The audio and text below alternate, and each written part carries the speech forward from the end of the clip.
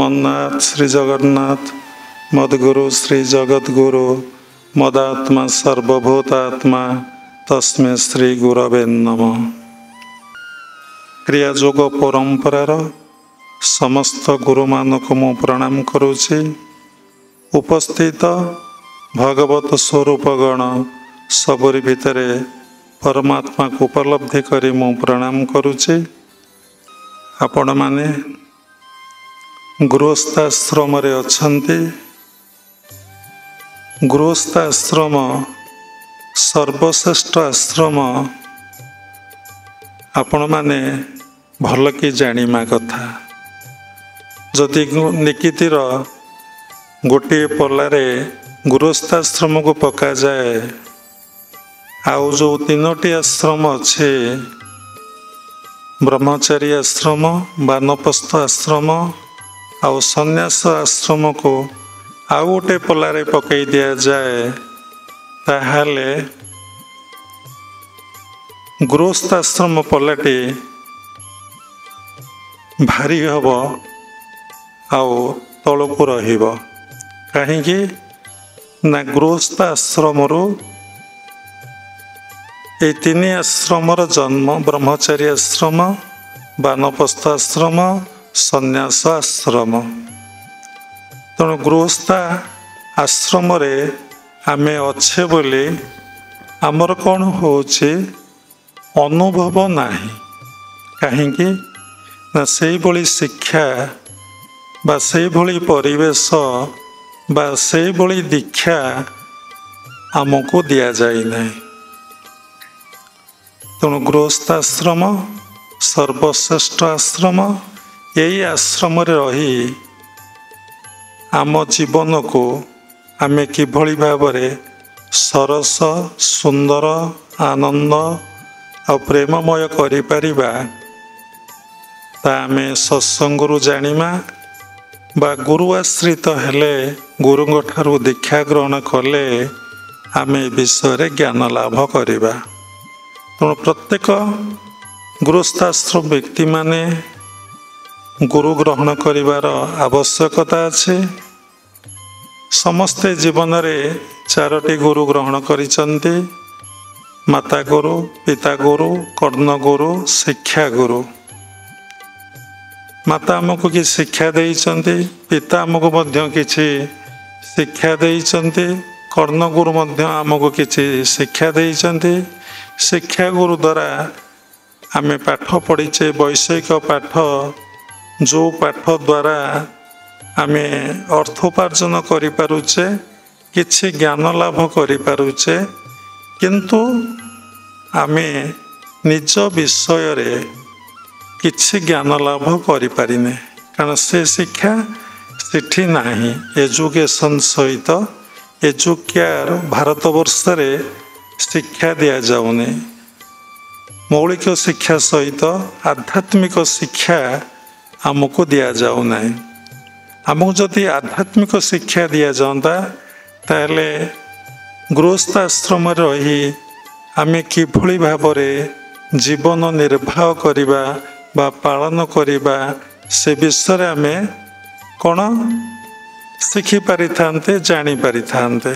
तेणु आमे माने जानिने सेति लगी आम जीवनटा दुख कष्ट जंत्रणा रे परिपूर्ण होकर रहुछि।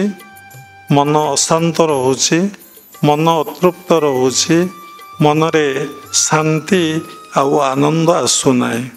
सबकिछि आमर अछि टंका अछि जमी बाड़ी अछि घर द्वार अछि पुओ झियो अछंती आउ परिवार रे समस्ते बापा माँ मध्य अछंती किंतु मन रे शांति नहीं मन रे आनंद नहीं।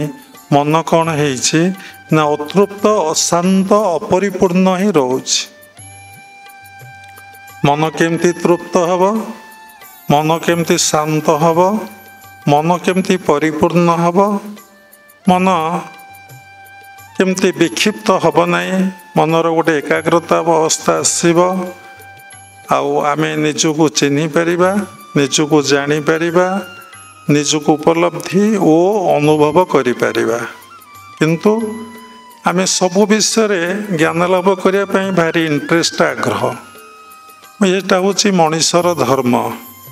मनीष सबु विषय जानापी इच्छा करे क्या देखिले मनर एत चंचलता आसे मुझे पचारती कि सागर कथा हुअन्ति कि विषय ज्ञान लाभ करने को भारी इच्छा हुए।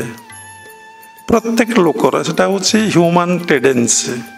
प्राय खूब क्वचित लोक नीरव रुहंती अल्प कथा कहती ओठरे टिके हस थाए से माने होउचंती टिके उत्तम आउ ज्ञानी लोक बोली से मानकु कुआ जाए। तेणु समस्त जिज्ञासा टिके बसबी कथा हेबी तांको विषय टिके जानिमी। देखंतु मन एते शुणिलाणी मन दीटा इंद्रियर काम करे ज्ञानेन्द्रियर काम करे कर्म इंद्रियर काम करे। जो 10टा इंद्रिय आम शरीर भितर अच्छी कर्मेन्द्र 5 ज्ञानेन्द्र 5 ये 10टा इंद्रिय को मन ही परिचालित करे। मन एकुटिया सबकिछि करिपारे। आमे मन विषय भल कि ज्ञान लाभ करिने किंतु कथा पदे पदे के आमे कहू आम मन भल रहुने आम मन रे अशांति आसूची आमको शांति और आनंद लगुनि कौन जे मन केमिति शांति और आनंद मिलिबो ए मन जे सबले केमिति प्रसन्न रहिबो से विषय आमे जानिया पई केतबेले चेष्टा करूने। आमे भाबू आमको टंका पैसा कोठा बाड़ी घर द्वार पुओ झियो सबकिछि मिलिगला परे मते गोटे शांति और आनंद मिलिबो। किंतु देखंतु समस्तंकर एक्सपीरियंस अच्छे आपण को ए सब जिनस मिलिला परे मध्य मन अशांत अतृप्त अपरिपूर्ण। तेणु ये मनर अभाव रही जाऊँगी। आम खोजुचे गोटे जिनस प्राप्ति पर मिल जीव एटा मिलगला मत अशांति लगे नहीं। तेणु सेटा मिलला परे पुणी मन खोजुची। आपण माने समस्त जानी human ones are unlimited always. तेणु कौन कले मनरे शांति और मनरे आनंद आसब। ये गृहस्थ आश्रम रही ये मत्य लोक को आमे केमती स्वर्ग रे परिणत करदबा। तेणु आम मत्य लोकरे अच्छे समस्ते जानिचंती। तेणु केमिति स्वर्ग रे परिणत स्वर्ग अर्थ संपूर्ण सुखमय स्थिति संपूर्ण आनंदमय स्थिति की स्वर्ग कह जाए। मत्य लोक अर्थ जोटी दुख जंत्रणा कष्टटा रही। तेणु आम समस्ते जानीचे स्वर्गटा उपरे मत्य लोकटा तले। तेणु ठीक अच्छे। तेणु शास्त्र लेखा अच्छे अनेक थर सत्संग आम कहीचु पिंड ब्रह्मांड एकमत जानती सुज्ञानी पंडित जहाँ अच्छी ब्रह्मांडे ता अच्छी देवभांडे जहाँ अच्छी देवभांडे ता अच्छी मेरुदंडे। ठीक कथा। जहाँ ब्रह्मांडरे आपण देखुचंती सबु जिनिस आपणकर देह भांडरे अच्छी देहरे अच्छी किंतु देह भितरे सबु किछि अच्छी आमे उपलब्धि करि पारुने अनुभव करि पारुने कहीं आमको से भलिया आध्यात्मिक शिक्षा आमको प्राप्ति हेने आमे से भली परिवेश पाइने बा आमे से भली परिवेश सृष्टि करिने। आमे जदि से भली परिवेश सृष्टि करिबा से भली परिवेश क्रिएट करिबा आउ से भली ज्ञान आमको प्राप्ति हबो आम गृहस्थ आश्रमटा देवलोक परिणत हो। जदि आम समस्ते गृहस्थ आश्रम सप्ताह को थरे सत्संग करिबा जेमती खाइबा पाई पिंधिबा पाई शोइबा पाई कि पाठ पढ़िबा पाई आम अनेक समय दौचे से अनेक अर्थ आम खर्च करुचे किंतु ये मन को आनंद दवापाई शांति दवापाई आम के गृहस्थाश्रम करुचे किछि करूने। जदि गृहस्थाश्रम मासको सप्ताह को थरे सत्संग करेंगे आओ ध्यान करेंगे नाम टिके करेंगे देखिए आपणकर मन आउ गोटे प्रकार हो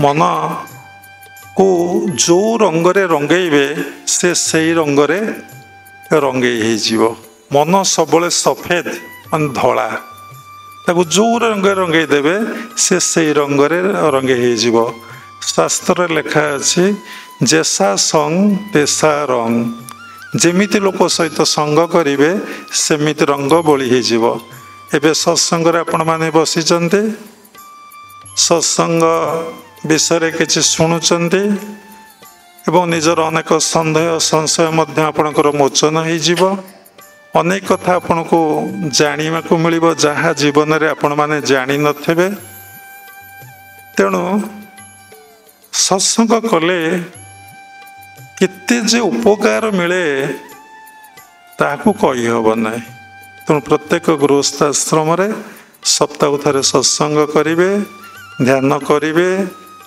टिके भजन कीर्तन करेंगे देखिए मनटा केते परिवर्तन हो